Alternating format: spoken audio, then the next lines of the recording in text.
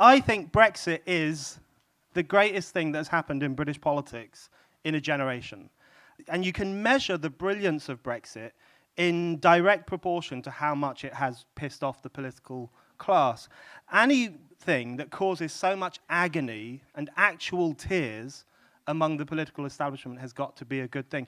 Anything that makes Keith Vaz cry on TV, that is the measurement of what is a good political development, and it's really hit them where it hurts. And it's not hard to see why it has hit them where it hurts. It's because it has unravelled the EU, an institution they all loved. But more importantly than that, I think it's unravelled, or it's at least dented, the whole trend in post-war politics. And the whole trend in post-war politics was for politics to be increasingly insulated from the volatility of public opinion. You know, the lesson that the political classes of Europe took from the Second World War was utterly the wrong lesson, which is that if politics is too close to ordinary people, then strange passions will be unleashed and everything will go horribly wrong. So everything after the war has been directed towards insulating politics from public opinion.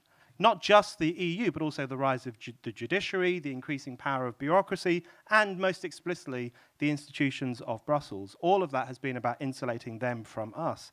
And what Brexit does, it plants a bomb under that insulation. It blows it up. It explodes it. It reveals that this is happening. And it is essentially a demand from public opinion, from the public, that they should count for more and that they should be listened to and that their opinion really genuinely matters. That's why it has caused such angst. That's why they are literally crying.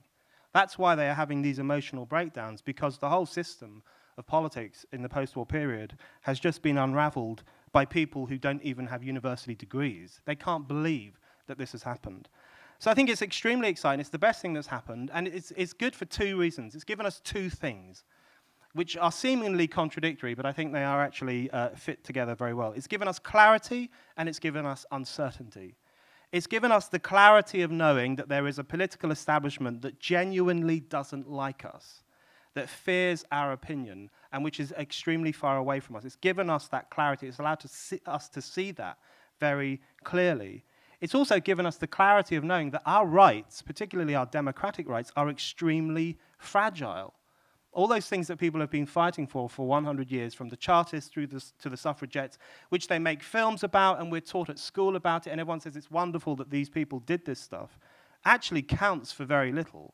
Because when push comes to shove, they will viciously turn against democracy and tell us that it's a bad idea, it doesn't count for much. So all those gains, all those progressive gains of history are extremely fragile. We now have the clarity of that. That's a good clarity to have. And it's given us the clarity of knowing that ordinary people are not docile and conservative and static, as we've been told again and again. They are not idiots.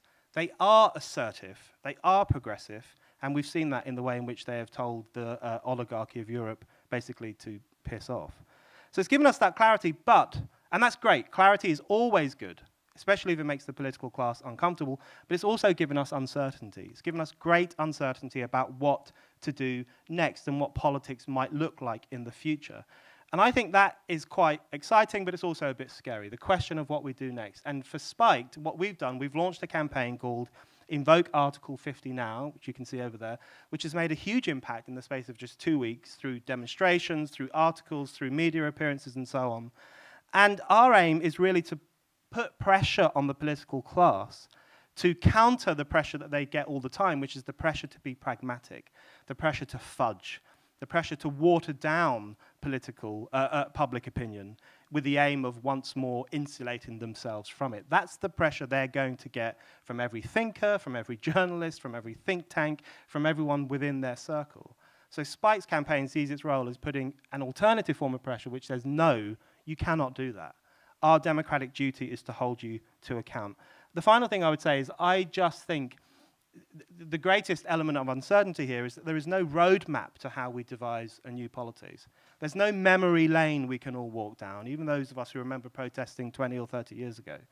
That memory lane has been erased. All the roadmaps count for nothing. We are in a highly unusual, highly unique political moment where political conventions have been destroyed but the political class hasn't got the ability to stand up for them or repair them, and the people who destroyed them don't really have any public presence to push things further. So things are extremely open, and our job, I think, is to be very experimental and engaging, talk to people, and devise a new politics which we can't even imagine yet, because I don't think the roadmap for it exists.